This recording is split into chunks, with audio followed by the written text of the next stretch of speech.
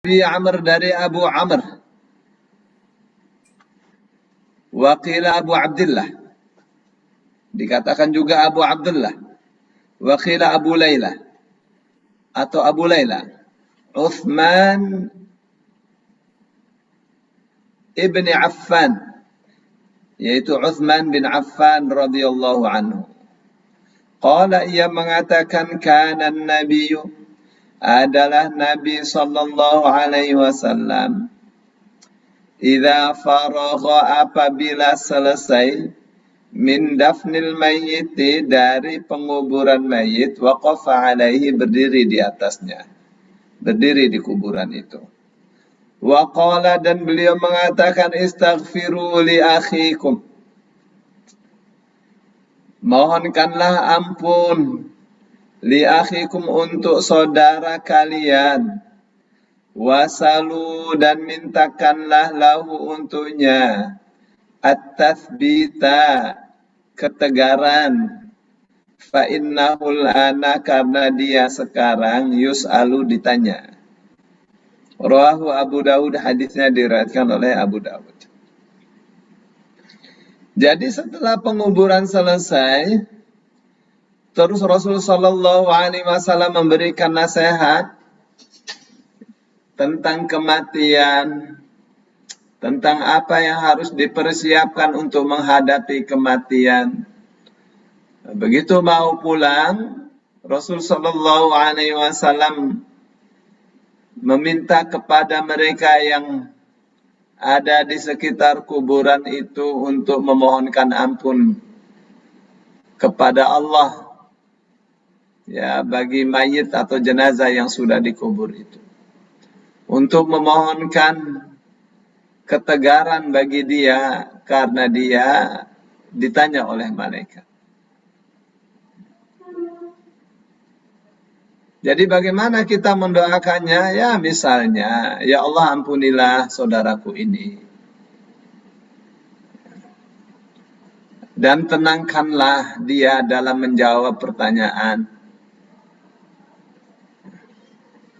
Seperti itu sudah cukup, ya. Seperti itu sudah cukup. Pakai bahasa Indonesia saja. Wah, saya pengen pakai bahasa Arab, boleh. Bagus, Allahumma ighfir lahu kalau laki-laki. Kalau perempuan, Allahumma ighfir laha, itu sudah cukup begitu. Ya. Untuk memohonkan ampun. Ya.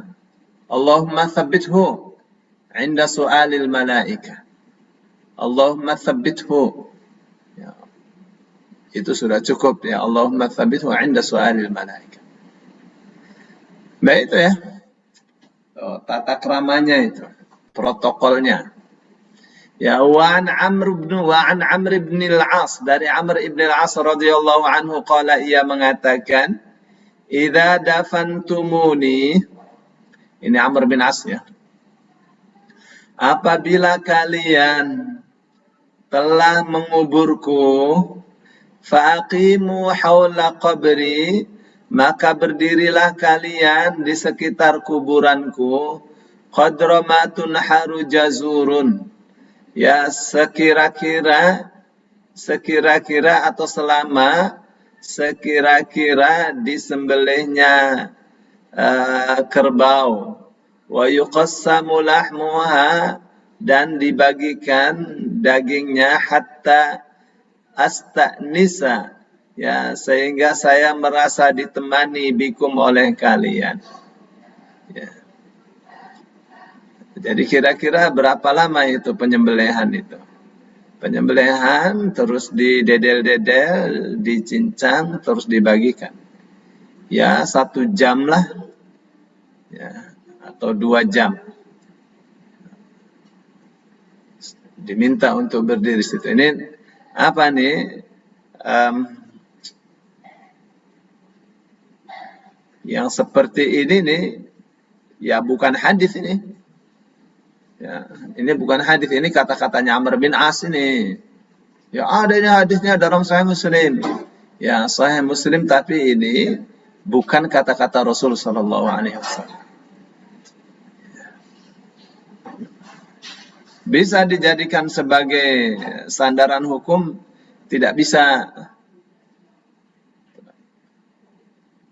Tapi kalau misalnya Khulafaur Rasyidin itu bisa. Tuh, karena Rasul mengatakan alaikum bisunnati wa sunnatil khulafair rasyidin. Ya, kalian harus memegang sunnahku dan sunnah khulafaur rasyidin. Abu Bakar, Umar, Utsman, Ali, itu boleh ya.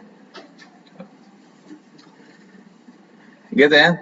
Wa a'lama madza uraji'u bihi rusula rabbi. Dan sehingga saya mengetahui apa yang aku persiapkan untuk uraja' itu murajaah ya.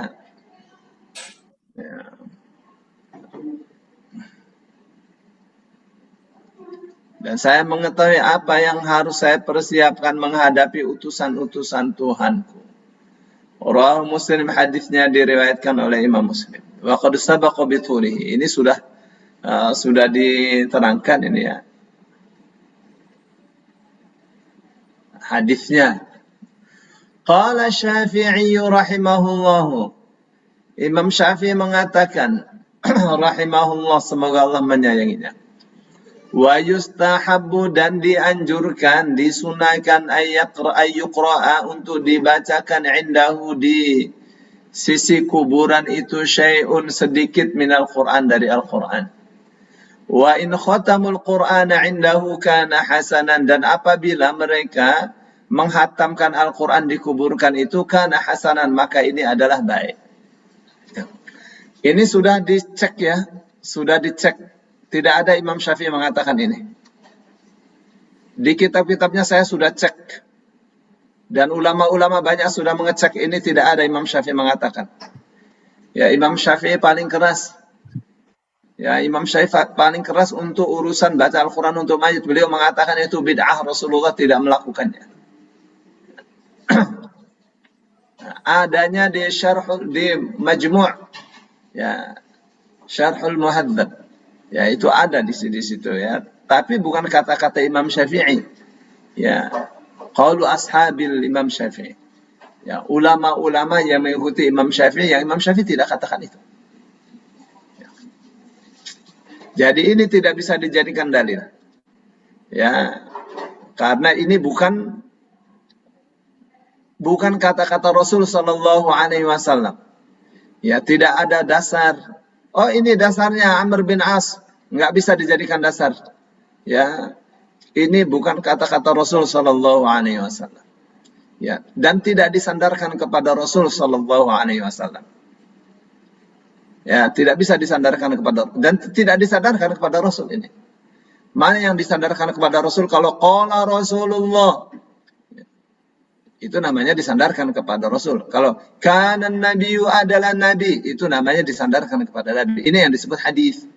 Ya, ini disebut athar sahabi. Ya, bukan hadis. Oke, Pak Ketut bisa difaham ya. Sejak kemarin saya katakan hadis itu ada sanad, an Abi Amr, namanya sanad. An fulan dari fulan qala Rasulullah. Itu namanya sanad. Ya. Terus berarti ini Abi Amr ini Utsman bin Affan ya. Sanad. Terus hadis yang disandarkan kepada Rasul itu hadis. Ini namanya matan. Ya, ini namanya matan. Ini yang disandarkan kepada Rasul berupa perbuatan Rasul. Ini yang disandarkan kepada Rasul sallallahu alaihi wasallam berupa kata-kata Rasul sallallahu alaihi wasallam. Waqala, dan berkata. Kalau kana, ini perbuatan. Ya. Nah, yang di sini Amr bin As mengatakan apabila kamu, ini kata-kata Amr bin As bukan hadis.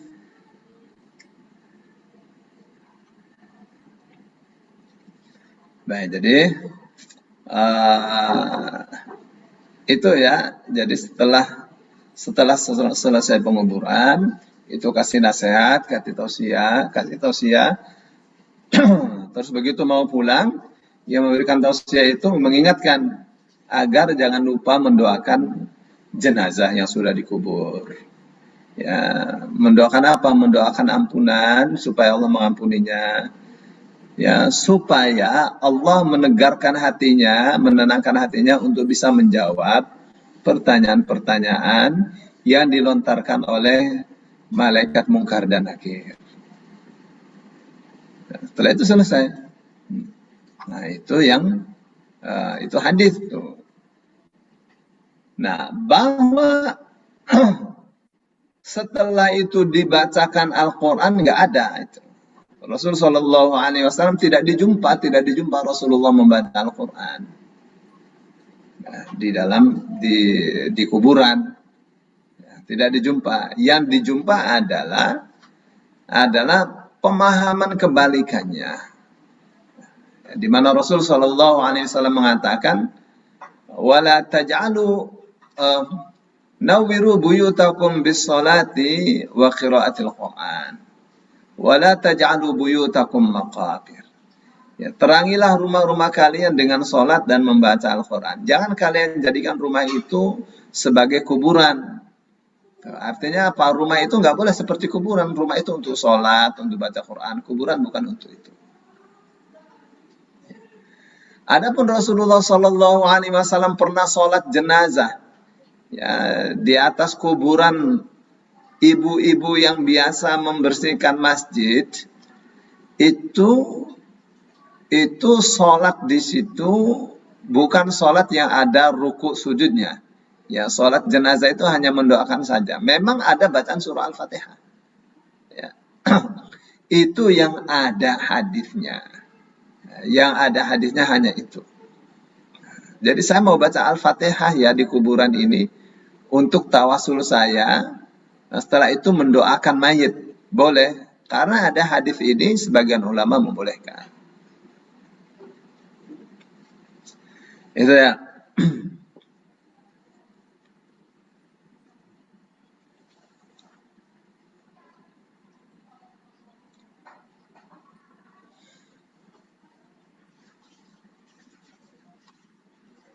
Baik, tadi saya katakan ya, bahwa apa yang dikatakan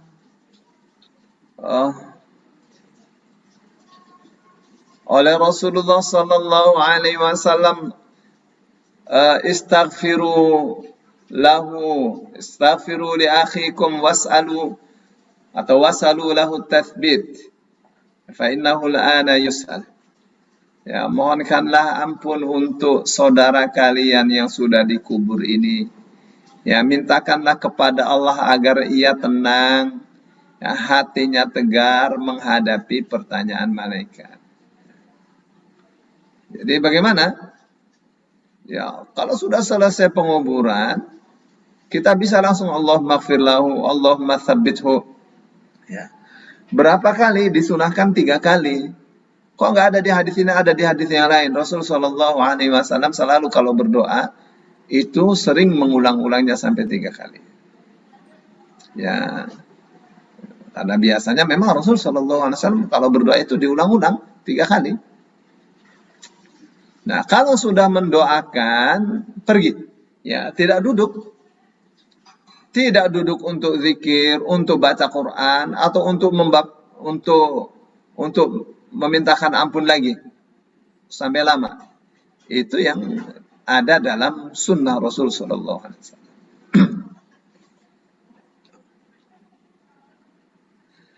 Adapun tentang yang dituturkan oleh Imam Nawawi bahwa Amr bin As radhiyallahu anhu memerintahkan keluarganya untuk berdiri di situ di sekitar kuburannya kalau sudah dikubur dia.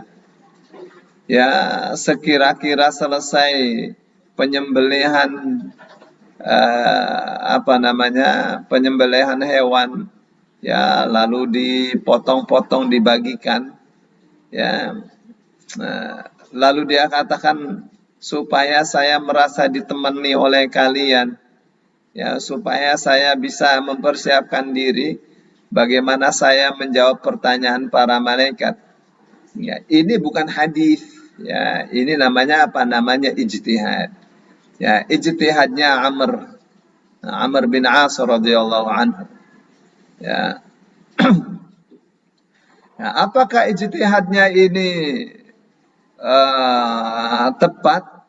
Ya, saya melihatnya tidak tepat karena ini tidak sama atau tidak sesuai dengan yang dilakukan oleh Rasulullah Shallallahu Alaihi Wasallam. Loh kok sekarang dibenturkan antara sahabat dengan Rasul? Ya, jadi berarti kan ini kan ada dua kode kan, satu kode dari Rasul, satu kode dari sahabat. Tuh. Kita mau ikut yang mana? Kalau mencampur nggak bisa. Ya, kode dari Rasul Shallallahu Alaihi Wasallam itu yang harus kita ikuti. Ya, kenapa Rasul Shallallahu Alaihi Wasallam tidak pernah tuh perintahkan kepada sahabat-sahabat, ya kalau sudah selesai penguburan kalian harus duduk yang agak lama 1 jam, 2 jam, ya sekira-kira selesai membaca 1 juz misalnya, enggak ada tuh, ya atau sekira-kira selesai penyembelihan sapi lalu dibagikan berapa 1 jam atau 2 jam. Nggak ada Rasul berwasiat seperti itu. Ya. Terus sahabat-sahabat Rasul selain Amr bin As juga tidak mengatakan itu. Jadi ini ijtihadnya Amr bin As.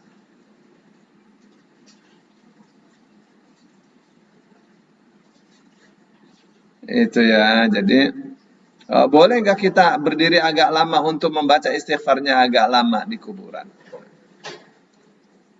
Ya. Untuk kita ulang-ulang doanya sampai 3 kali, 4 kali. Ya, sampai misalnya baca istighfar 70 kali. Ya, itu sih boleh-boleh saja sih ya. Jadi untuk membaca istighfar, mendoakan Allahumma tsabithu, memang ada hadisnya. Syekh Utsaimin mengatakan ammal qira'atu 'inda al-qabri fal as-sahhu annaha makruhah. Adapun membaca Al-Qur'an di kuburan, ya yang paling sahih itu adalah makruh hukumnya. Wa annahu yukrahu lil insani ay yadhhaba ila al-qabri. Dan bahwasanya makruh hukumnya bagi siapapun pergi ke kuburan thumma yaqifu aw yajlisu 'inda qabri wa yaqra. Kemudian duduk atau berdiri di kuburannya lalu membaca Al-Qur'an. Makruh hukumnya li'anna hadza minal bid'ah, karena itu termasuk bid'ah. Ya, Rasul tidak ajarkan itu. Ya. Jadi minimal hukumnya makruh. Ya, bukan haram. Kata siapa nih? Kata Syekh Utsaimin. Ya, ada ya sebagian ulama mengatakan itu kalau membaca Al-Qur'an untuk tawasul. Ya, baca Fatihah dulu baru berdoa, itu mah enggak apa-apalah. Ya. Kenapa? Karena baca Fatihah itu Rasul lakukan itu saat sholat jenazah di kuburan. Ya, ada bacaan Fatihahnya itu. Jadi saya kira itu ya. Insya Allah di kesempatan yang akan datang kita di bab 162.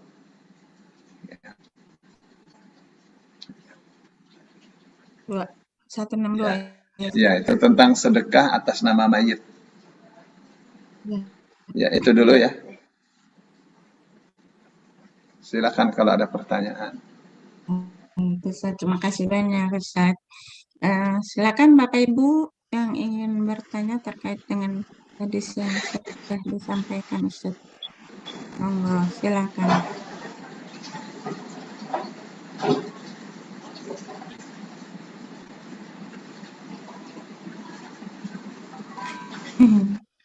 Assalamualaikum warahmatullahi wabarakatuh. Waalaikumsalam warahmatullahi wabarakatuh. Jadi kalau kita urut-urutkan ini Ustadz dari pelajaran yang sebelumnya, artinya ini sesudah jenazah dikubur, Rasulullah duduk dengan mengais-ngais tongkatnya ke tanah yang kemarin itu dan menyatakan bahwa seseorang sudah ada ketentuannya masuk surga atau masuk neraka. Nah, kemudian langsung Rasulullah berdiri. Pada saat duduk itu sahabat mengelilingi beliau dan Rasulullah menyatakan hal yang tadi. Lalu Rasulullah berdiri dan meminta supaya berzikir, memintakan ampun untuk jenazah. Artinya kan cuman pendek waktunya tuh Ustadz kan. Duduk sebentar sambil mengais-ngais tanah dan menyatakan kalau jenazah seseorang itu sudah ada ketentuannya surga atau neraka. Kemudian berdiri, minta ampunkanlah saudara yang sudah meninggal ini dan tetapkan doa untuk menetapkan hatinya. Berarti kan pendek aja waktunya ya Ustaz. Ya. Ya, kalau dilihat dari situ ya Bu ya, ada yang hadis tentang bagaimana nyawa orang beriman dicabut oleh malaikat. Bagaimana nyawa orang kafir dicabut oleh malaikat. Proses dan akhirnya seperti apa, itu hadisnya panjang itu. Ya, saya pikir ya 30 menitan itu. Atau bisa jadi lebih, itu Rasul mengatakan itu. Untuk sambil menerangkan. Ya. Jadi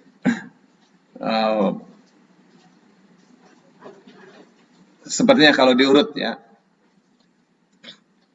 Seorang sahabat sakit, Rasul menjenguk. Ya, ternyata yang dijenguk meninggal. Ya, Rasul Shallallahu Alaihi Wasallam karena melihat mata dia terbelalak begitu, Rasul pejamkan matanya. Ya, dan Rasul mengatakan, ruh itu apabila dicabut, itu akan diikuti oleh pandangan mata. Ya.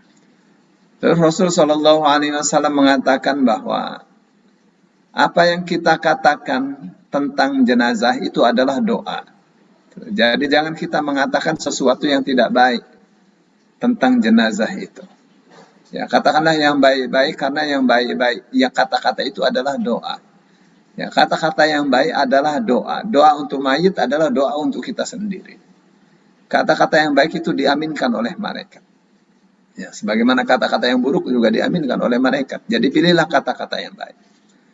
Ya, terus Rasul Shallallahu Alaihi Wasallam mendoakan jenazah.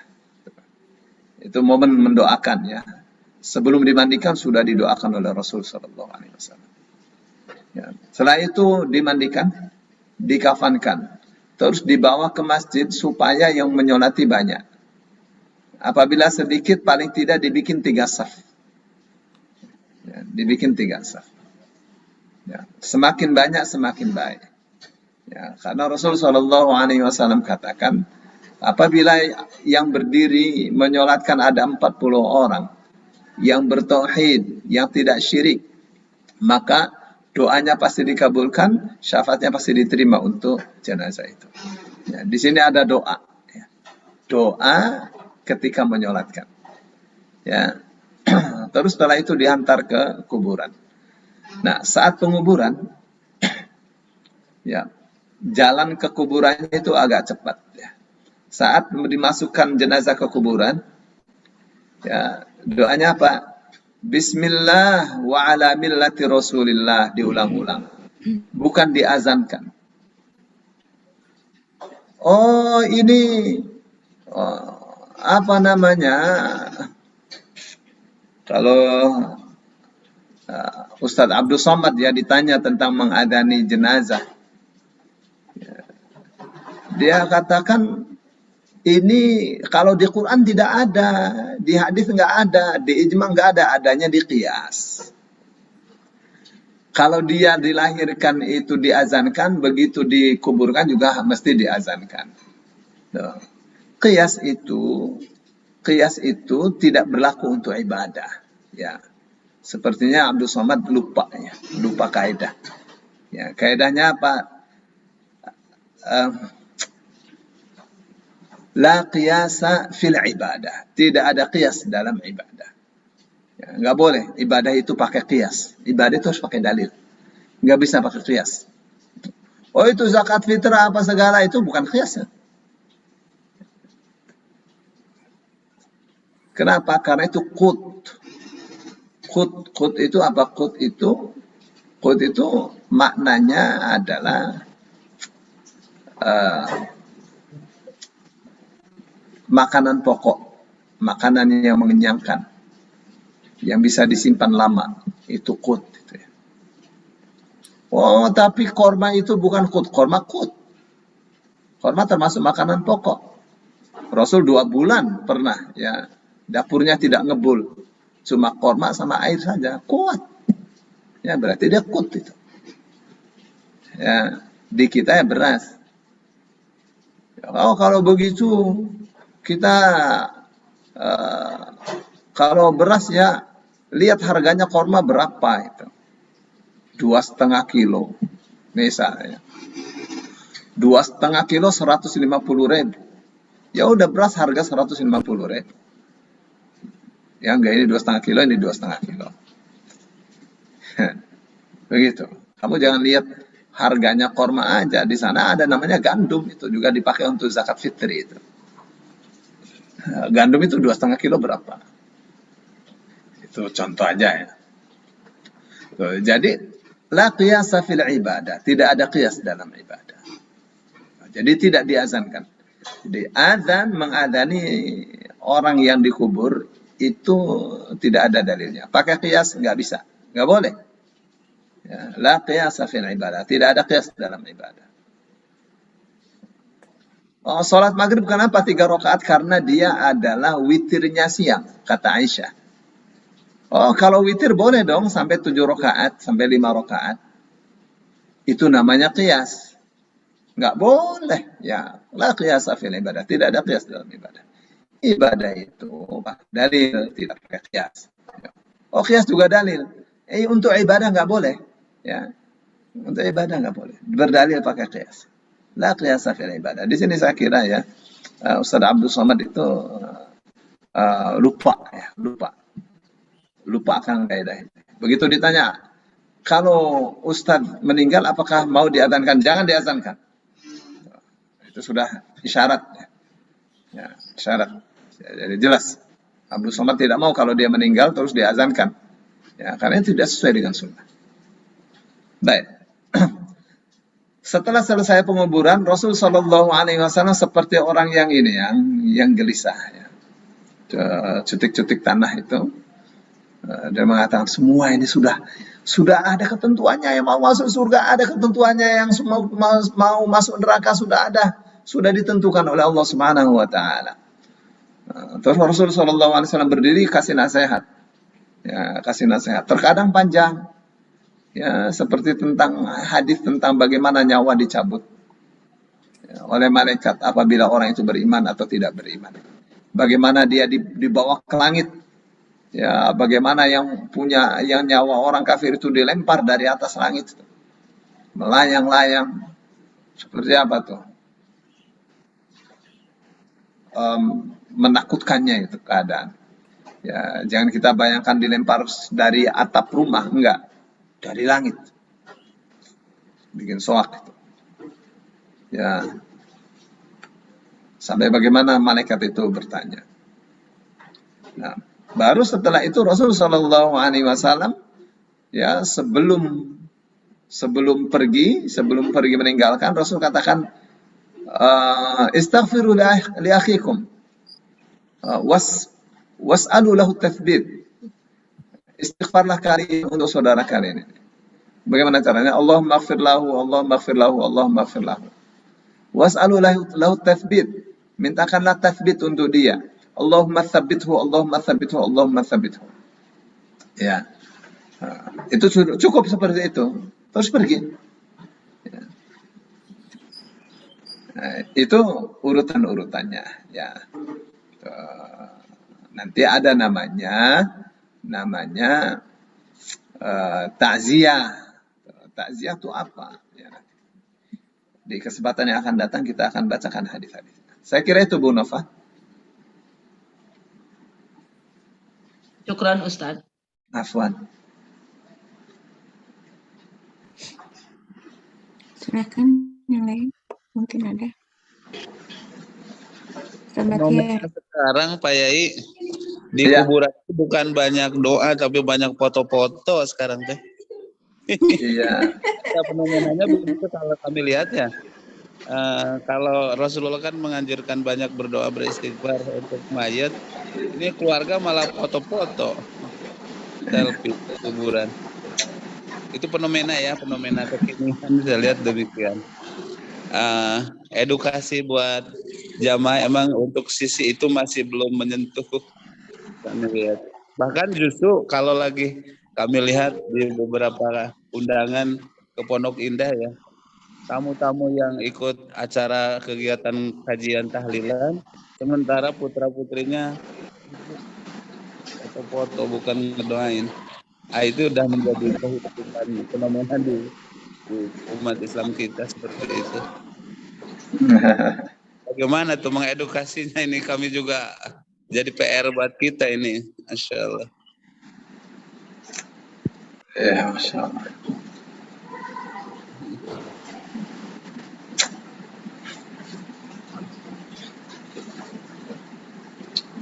Gimana ya? Orang pengen dikenang sih, pengen dikenang asalnya. Pengen kenangan atau pengen dikenang itu yang masalah itu. Betul, Masya Allah. Ya, satu hal yang tidak perlu itu untuk di kuburan. Ya, mungkin kalau di rumah masih pantas ya.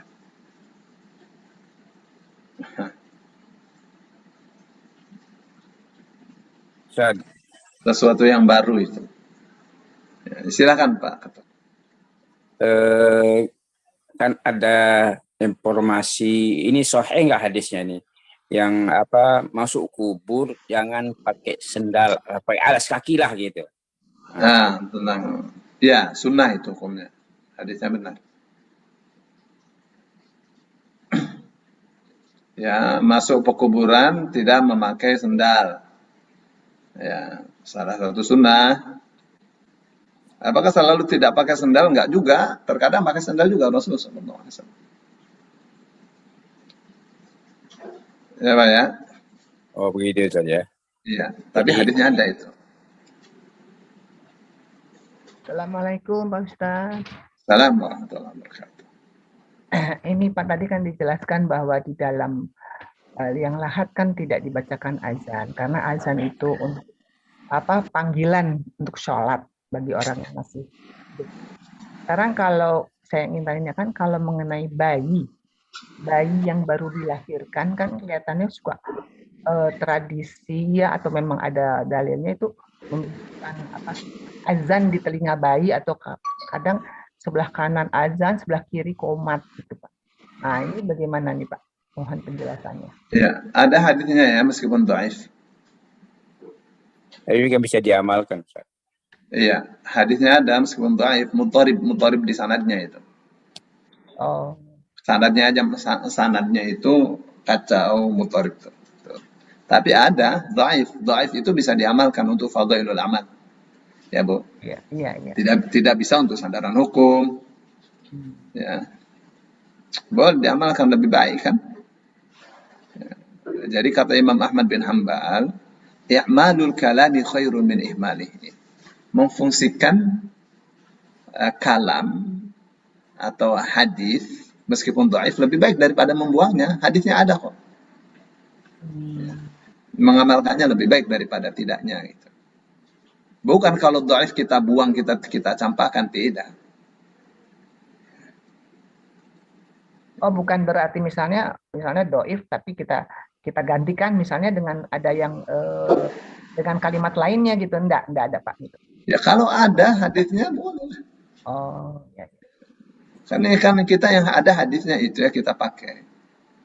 Ya. Gitu. Yang dhaif itu tidak bisa dijadikan sandaran hukum tapi bisa diamalkan. Ya, bisa diamalkan untuk keutamaan amalan. Iya. Iya, baik. Gitu deh. Ya, syukran Pak. Afwan. Assalamualaikum Ustaz. Assalamualaikum warahmatullahi wabarakatuh.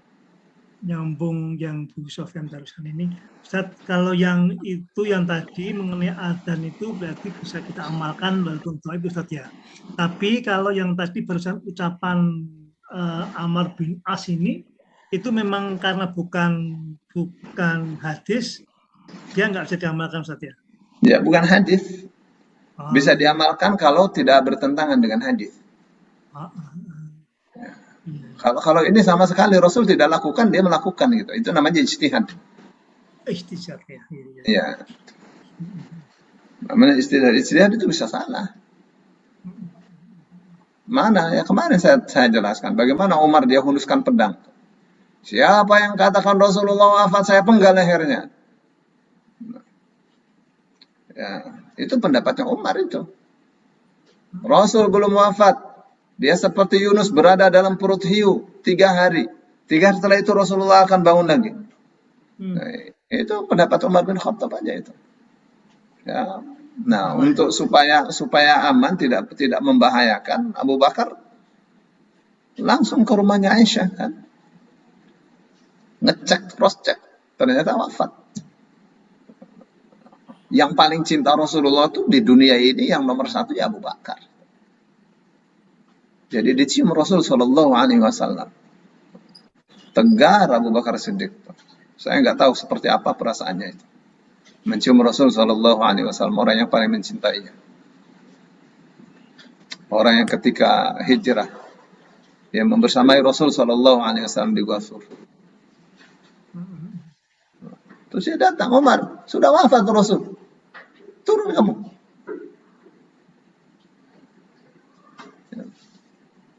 Ayatnya jelas. Muhammadur Rasulullah. Qad khalat min qablihi rusul. Muhammad itu cuma utusan Allah saja. Sebelum Muhammad juga ada Rasul-Rasul sudah pada meninggal juga. Bukan kalau jadi Rasul itu tidak meninggal.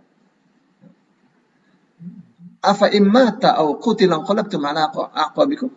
Apakah kalau Muhammad meninggal kalian akan kembali menjadi kafir? Muhammad sudah mati.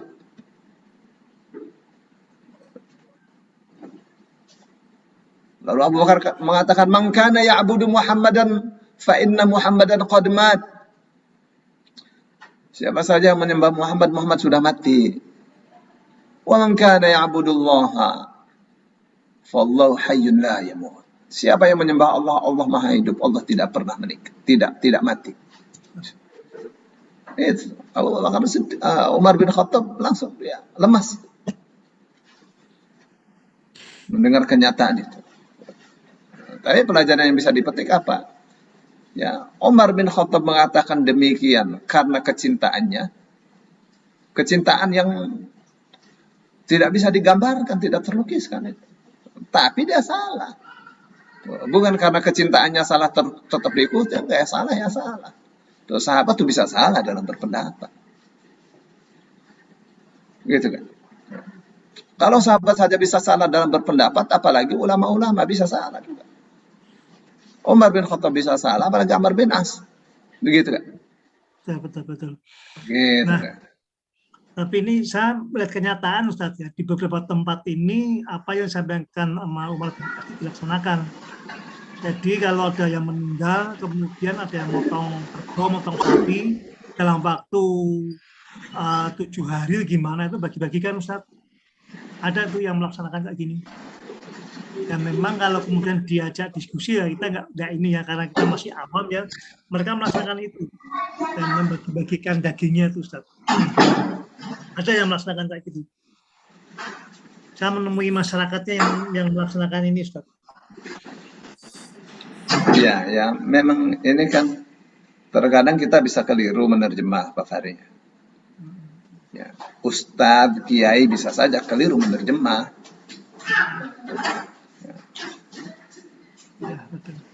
Menerjemah tadi kan terjemahnya, tolong kalian kalau saya sudah dikubur, tolong berdiri di kuburan saya supaya saya merasa ditemani.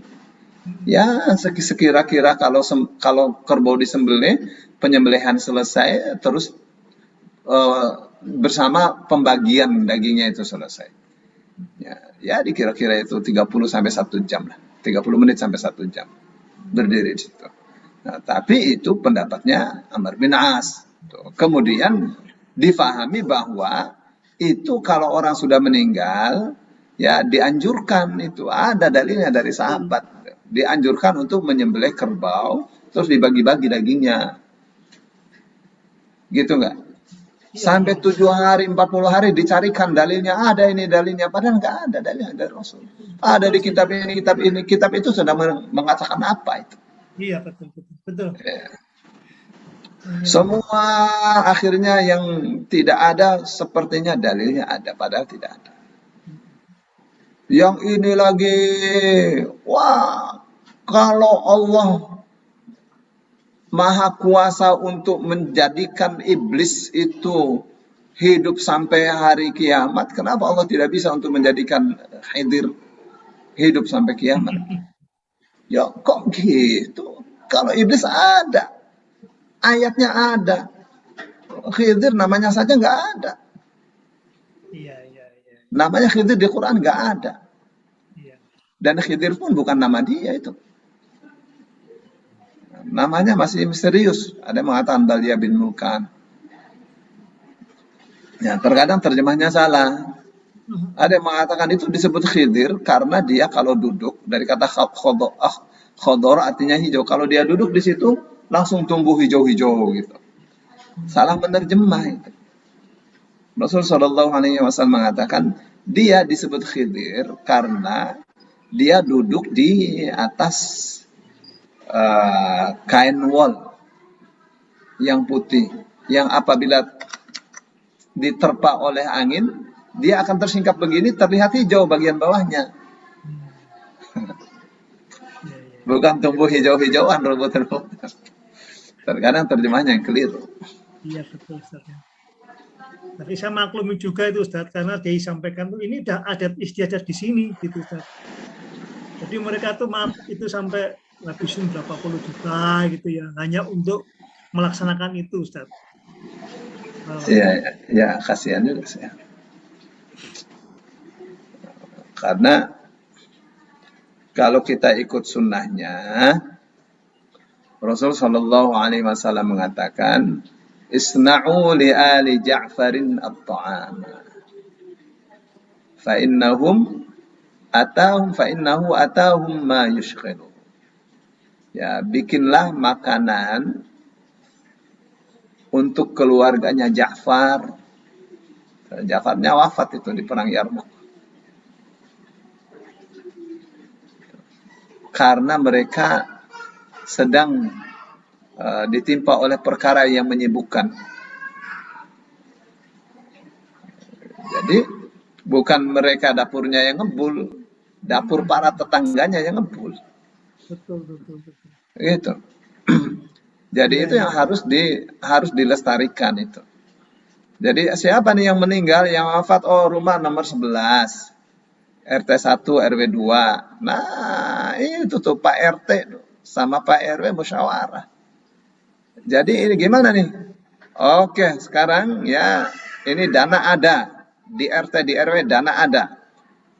Tamunya berapa? Kita tackle untuk minumnya, untuk kalau datang dari jauh-jauh gampang. Terus makan mereka nih keluarganya. Terus tamu-tamunya yang datang kita hormati. Tapi jangan mereka ini susah, kita yang susah. Gitu. Beres nggak begitu tuh? Betul. Penerapan hadis yang keliru. Ya. Ya. Jadi begitu mestinya. Berapa lama dalam kitab Fathul Wahhab, saya punya nih, kitab Syafi'i itu, takziah itu 3 hari. Takziah itu 3 hari. Tapi itu masih ijtihad. Ya. Maksudnya ijtihad itu bukan dari Rasul, itu ijtihad ulama. Kenapa 3 hari? 3 hari itu biasanya itu angka yang istimewa. Ya, angka yang istimewa untuk urusan-urusan istimewa. Misal jamak qasar, ya untuk musafir dikasih waktu 3 hari. Gitu, Pak. Jadi 3 hari itu mestinya cukup.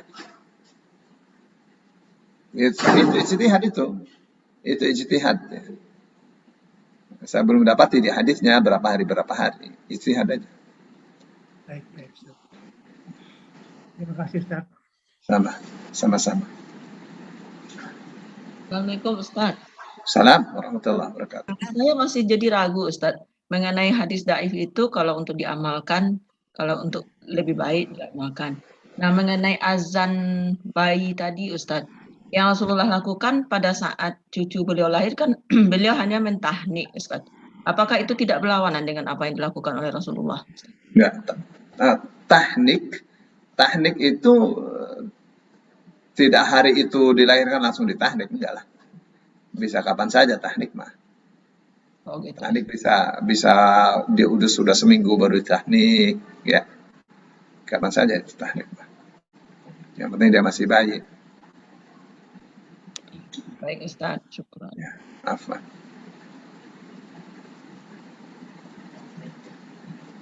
Assalamualaikum Ustaz. Salam warahmatullahi wabarakatuh. Ustaz mau tanya, kalau ziarah kubur itu termasuk ibadah bukan Ustaz? Ziarah kubur bagian dari ibadah. Nah, ini Ustaz, jadi sebetulnya udah lewat sih kan kebanyakan orang tradisi ini Ustaz ya. Sebelum masuk bulan Ramadan itu mereka banyak yang berziarah. Atas dasar dalilnya itu dikiaskan bahwa Rasulullah itu sering mengunjungi makam baki itu di hari Sabtu. Itu akhirnya dari situ dikiaskan sebagai bahwa untuk melakukan amal kebaikan itu jadi boleh-boleh saja gitu berziarah di di awal sebelum masuk bulan Ramadan. Ya, Jadi kalau ziarah, kalau misalnya hari gitu, apakah harus misalkan berkaitan dengan waktunya gitu atau seperti apa gitu Ustaz? ya kalau ziarah kubur itu waktunya muwassa. Muwassa itu luas, tidak dibatas, mau pagi, mau siang, mau sore, mau malam boleh. Ya. Pagi, siang, malam saja boleh, apalagi tanggal, nggak ada dibatas, kapan saja boleh. Menjelang Ramadan, sebelum Ramadan, setelah Ramadan, pagi, siang, sore, malam boleh. Ya, jadi kita tidak membatasi kapan ziarah. Orang biasanya memanage waktunya. Saya insya Allah lah Sabtu depan nih ada waktu. Ya, mumpung belum Ramadan, boleh. Ya, soalnya kalau sudah Ramadan, perjalanan panjang, haus segala, di manage waktunya, boleh.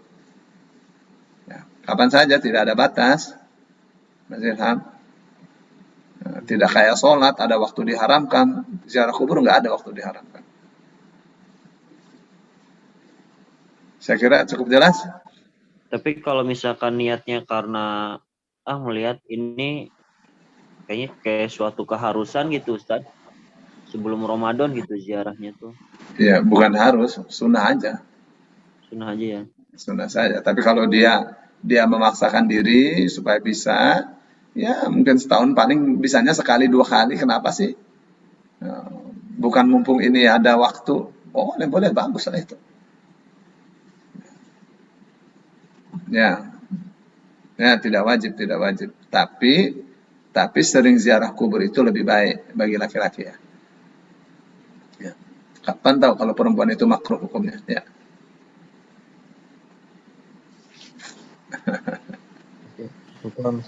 Afwan.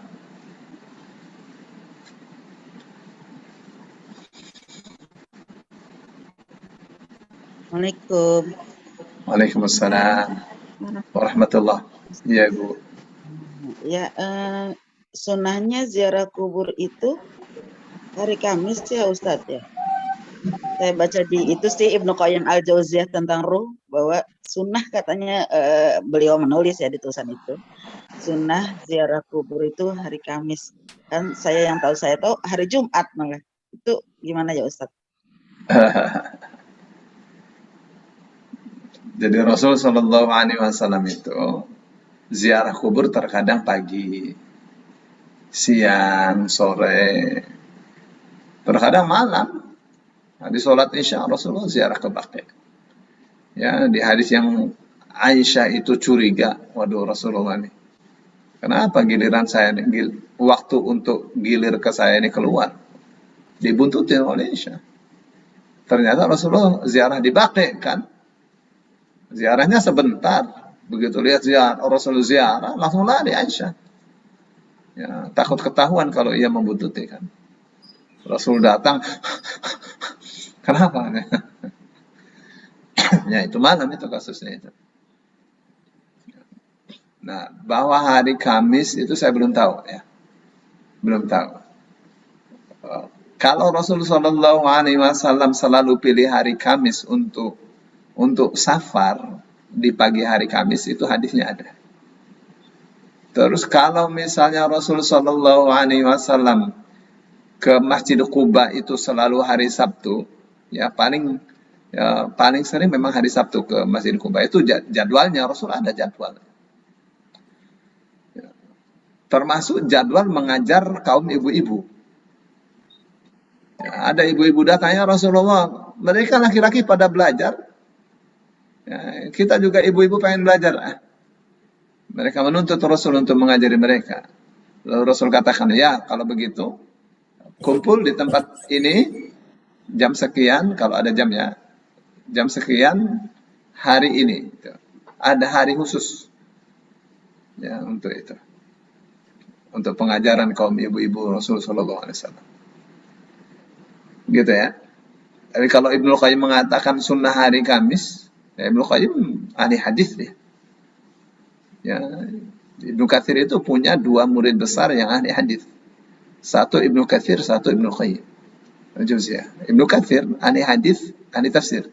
Ibnu Qayyim ahli hadis, ahli kedokteran. Karena dia dokter memang.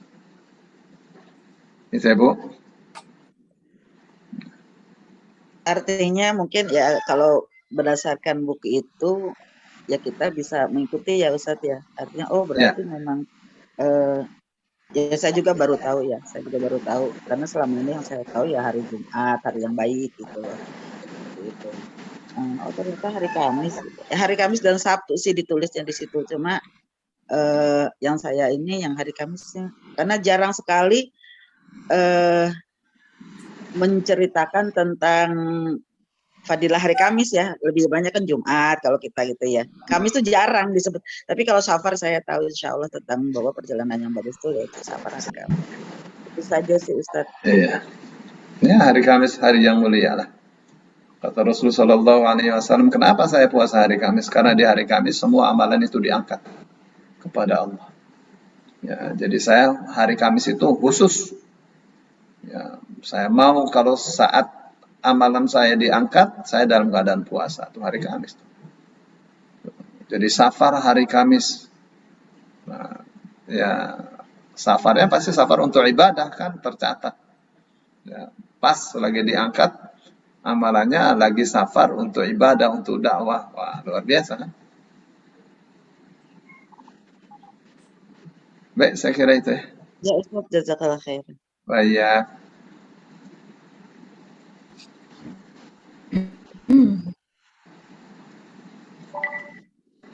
Nama asli Khidir. Tadi sudah dijawab ya, Ustaz. Apa itu? Nama asli Khidir. Oh iya, namanya banyak, misterius itu. Khidir itu nama aslinya Balia bin Mulkan. Ya, namanya Balia bin Mulkan. Ya. Antara lain ya. Kalau itu ikhtilaf. Pribadi yang sangat misterius, ada yang mengatakan itu namanya anaknya Nabi Adam, justru Nabi Adam begitu wafat dia yang itu yang apa namanya yang menguburkannya. Ketemu Iskandar Dzulqarnain. Iskandar Dzulqarnain itu zaman Nabi Ibrahim itu. Ya, berarti udah tua banget. Ketemu Musa, kalau Musa jelas ya ada hadisnya. Terus sekarang ketemu siapa saja yang jadi wali. Loh, kenapa kalau saat ketemu tidak difoto ya, tidak dikasih tahu ke kawan-kawan? Ini supaya kalian nggak bilang saya ini ngibul, saya ini bohong, ini dia Khidir. Tanya sama dia, Khidir apa bukan? Terus dia di mana tempat tinggalnya? Tempat tinggalnya misalnya di Mesir. Oke, ini punya KTP apa tidak? Punya paspor apa tidak? Datang ke Indonesia dari Mesir itu harus pakai paspor. Oh ini nggak dia terbang. Enggak, Khidir nggak bisa terbang. Dia manusia biasa, bukan makhluk gaib. Gitu nggak? Datang kemari harus pakai pesawat. Nggak pakai pesawat nggak boleh, nggak sah. Apaan dia datang jergenak tiba-tiba datang gitu. Memang apaan? Memang malaikat dia. Manusia dia. Ada di tengah-tengah kita, jangan ngibul. Dokter segitu. Nggak benar ya. Gitu gak Bu Nini? Orang dia manusia, kok bukan malaikat.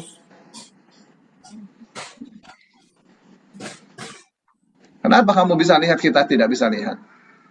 Kolbu itu namanya sombong itu. Itu namanya kesombongan yang luar biasa itu.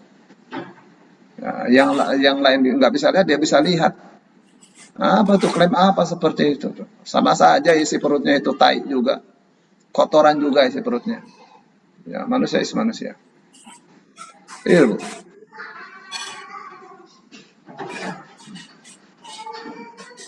Tuh, bahwa hati kita mesti bersih ya, iya.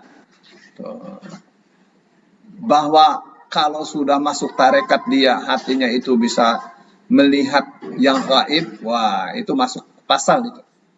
Ya, man idda'a ilmal ghaibi faqad kafara bima unzila ala Muhammadin.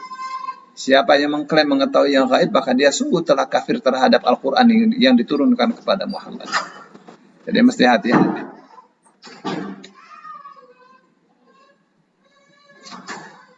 Jangan buka tutup terus, Maryam.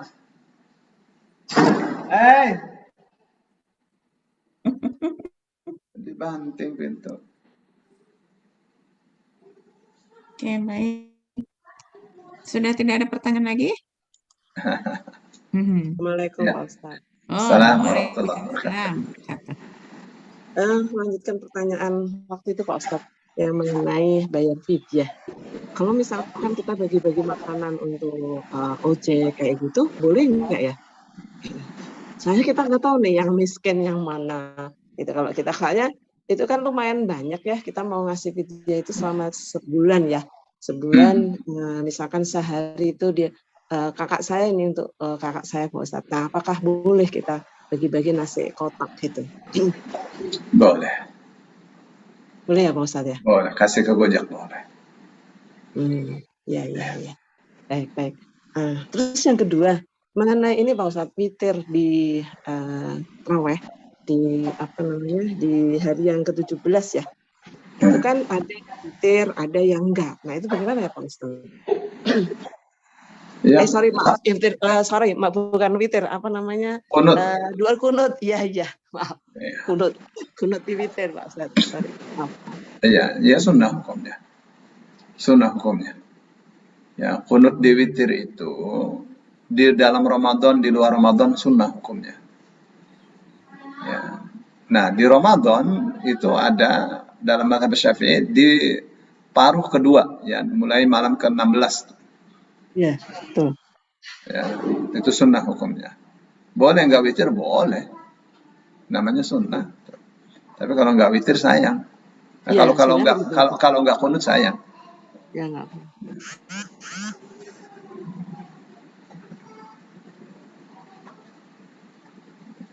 Kehilangan sunnah, kehilangan pahala sunnahnya. Iya, betul. Baik, ada lagi? Syukran Pak Ustaz. Afwan.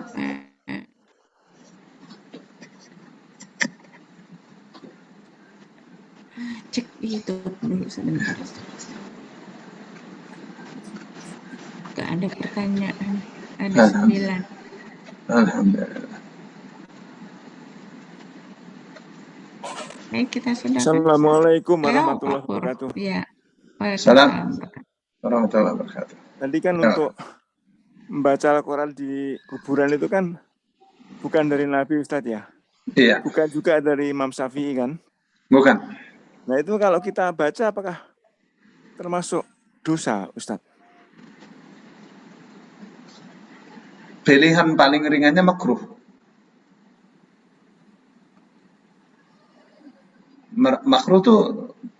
Makruh tuh tidak dosa, tapi nggak dapat pahala itu.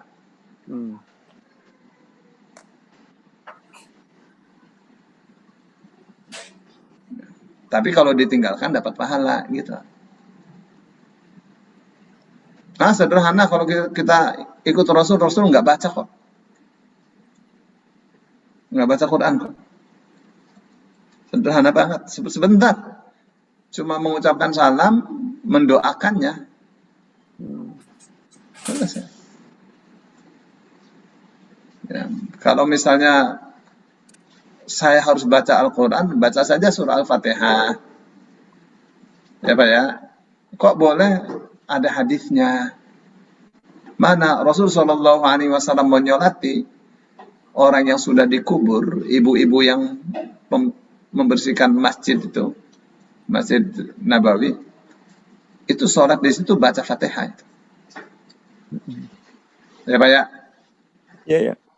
Saya kira itu supaya ada dalilnya.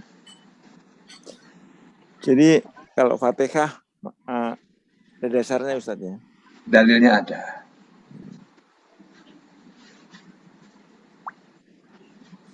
Wah, ini kan Fatihah, ada Fatihah juga Quran.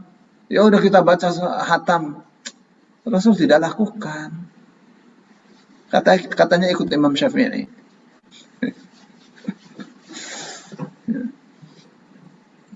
Nanti ngerembet ya sampai seminggu ya 24 jam.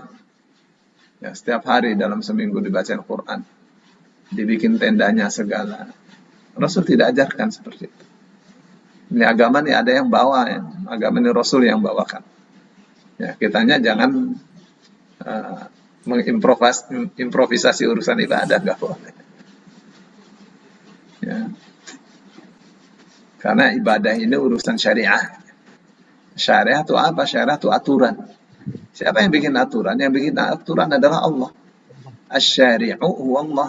Yang bikin aturan syariat adalah Allah. Nabi Muhammad itu tidak bikin aturan. Ya, Nabi Muhammad itu hanya menerjemahkan aturan. Menyampaikan aturan. Ya, menerangkan aturan itu. Saya kira itu deh Pak Fur. Baik Ustaz, syukron. Afwan.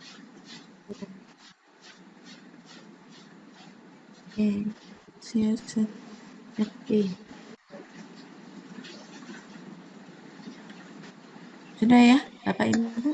Ya, cukuplah. Syukran Pak Cimi. Aman. Baik, kita silakan. Ustaz, terima kasih banyak jazakallahu khairan katsiran atas bahasannya. Dan kita akan lanjutkan dengan kitab Riyadhus Shalihin nanti di hari apa ya? Hari Kamis. Hari Kamis insya Allah kita semua dalam keadaan sehat walafiat untuk kembali duduk bersama di sini di kelas yang luar biasa ini. Setiap pagi kita bersama ya menimba ilmu ya. Baik, kita sudahkan dengan hamdalah dan doa kafaratul majlis. Alhamdulillah.